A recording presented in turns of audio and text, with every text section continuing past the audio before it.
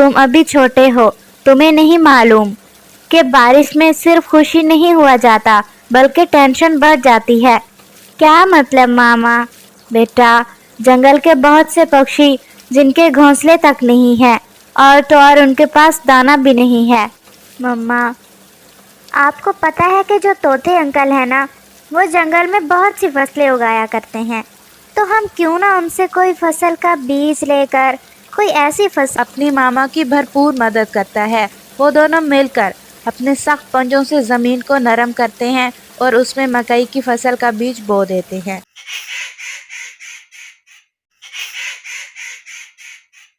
जंगल में बहुत तेज बारिश हो रही थी। तमाम पक्षी अपने अपने घोंसलों में बहुत परेशान होकर बैठे हुए थे। जिन पक्षियों के घोंसले पक्के थे उन्हें तो कोई फिक्र ना थी, लेकिन जिन पक्षियों के घोंसले कच्चे और दरख्तों पर थे उनके लिए ये बारिश बिल्कुल भी अच्छी ना थी और वो इस बारिश से बहुत परेशान थे।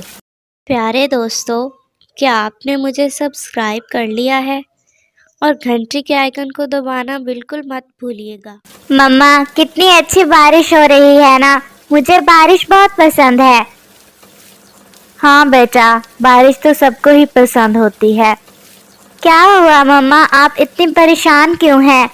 बेटा, तुम अभी छोटे हो, तुम्हें नहीं मालूम कि बारिश में सिर्फ खुशी नहीं हुआ जाता बल्कि टेंशन बढ़ जाती है।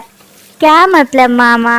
बेटा, जंगल के बहुत से पक्षी जिनके घोंसले तक नहीं हैं और तो और उनके पास दाना भी नहीं है, मुझे उनकी बहुत फिक्र है। मैं तो उनकी मदद करना चाहती हूँ, लेकिन तुम्हें पता है ना कि बारिशों से पहले तो बिल्कुल भी जंगल में दाना नहीं था। मैंने बस इतना ही रखा अपने पास कि बारिश के जो दिन बीते वो आराम से ही गुजर जाएं। मुझे जंगल के पक्षियों की बहुत टेंशन है। जंगल के पक्षी बेचारे क्या कर सकते हैं? अब इस बारिश का तो कोई पता नहीं कि कब तक लगातार होती रहे। हाँ मम्मा, ये तो बहुत टेंशन की बात है। आपको पता है, मेरा दोस्त है ना जूजू, उनके घर भी कोई दाना नहीं था जिस दिन बारिश शुरू हुई। अब पता नहीं वो कैसे रह रहे होंगे। और वो कह रहा था कि मेरी मम्मा रोज जाती हैं दाना ढूंढने, लेकिन उन्हें दाना नहीं मिल पा रहा। उस जंगल में बारिश से पहले तकरीबन सूखे का समय ही चल रहा था। तमाम पक्षी बहुत मेहनत करने के बावजूद भी कुछ ना पाते। स्वीटी चिड़िया बहुत मेहनती होने के साथ साथ नरम दिल भी थी। वो जंगल के तमाम पक्षियों के लिए अपने दिल में बहुत रहम रखती थी और जब भी उसके पास दाना होता तो वो पक्षियों की मदद किया करती थी।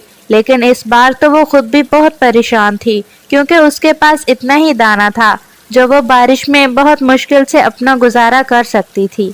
मम्मा, आपसे एक बात कहूँ? हाँ बेटा, कहो, क्या कहना चाहते हो आप? मम्मा, आपको पता है कि जो तोते अंकल है ना, वो जंगल में बहुत सी फसलें उगाया करते हैं, तो हम क्यों ना उनसे कोई फसल का बीज लेकर कोई ऐसी फसल जो बारिश में भी उग पाए, और हम उस फसल से अपना भी पेट भरेंगे और जंगल के पक्षियों की भी मदद करेंगे, क्योंकि फसल तो बहुत ज़्यादा हो जाएगी ना, हम इतनी तो नहीं खा पाएंगे ना, हम जंगल के बहुत से पक्षियों की मदद कर पाएंगे। हाँ बेटा, ये तो बात मेरे जहन में ही नहीं आई। ठीक है, हम आज ही जाते हैं तुम्हारे तोते अंकल के पास और उससे कहेंगे कि वो हमें बीज दे, और जो फसल हासिल होगी इसमें से हम तोते को भी दे देंगे। जी मामा, ठीक है। और फिर स्वीटी चिड़िया और उसका बेटा पिंकू मिलकर तोते के पास चले जाते हैं। बारिश बहुत तेज थी, लेकिन स्वीटी चिड़िया और उसका छोटा सा बेटा पिंकू अपनी परवाह किए बगैर जंगल के तमाम पक्षियों की मदद करने के लिए उड़ते हैं और तोते के पास पहुंच जाते हैं। अरे चिड़िया आपी और पिंकू, आप दोनों इतनी तेज बारिश में, खैर थी सब? अगर कोई मसला था तो हमें बुला लेते। नहीं नहीं तोते भैया, दरअसल हमें आपसे काम था। वो ना, मेरा बेटा पिंकू है ना, इसने मुझसे कहा कि तोते अंकल जंगल में फसलें उगाने का काम करते हैं, तो क्यों ना हम उनसे किसी ऐसी फसल का बीज ले आएं जो उगाकर हम जल्दी से फसल हासिल करें और जंगल के तमाम पक्षियों की मदद कर पाएँ। आपको पता है कि जंगल के तमाम पक्षी बहुत परेशान हैं इस तेज़ बारिश की वजह से। हाँ हाँ चिड़िया आपी, ये तो आपने सही कहा है, क्योंकि बारिश से पहले जंगल में सूखे का समय ही चल रहा था। तकरीबन किसी भी पक्षी को कोई दाना नहीं मिल पा रहा था और ऊपर से फिर ये बारिशें। अगर आपने ऐसा सोचा है तो यकीन माने जंगल के पक्षी बहुत खुश हो जाएंगे। और हाँ चिड़िया आपी, आप ऐसा कीजिए कि मुझसे आप मकई की फसल का बीज ले जाइए, वो बहुत जल्दी उग पाएगी इस तेज़ बारिश में। ठीक है तोते भैया, दे दीजिए हमें मकई की फसल के बीज। और फिर तोता स्वीटी चिड़िया को मकई की फसल के बीज दे देता है। स्वीटी चिड़िया और उसका बेटा पिंकू तेज बारिश में बीज लेकर अपने घर की तरफ आ जाते हैं। मम्मा, अब एक और बात है, हम ये बीज कहाँ पर बोएंगे?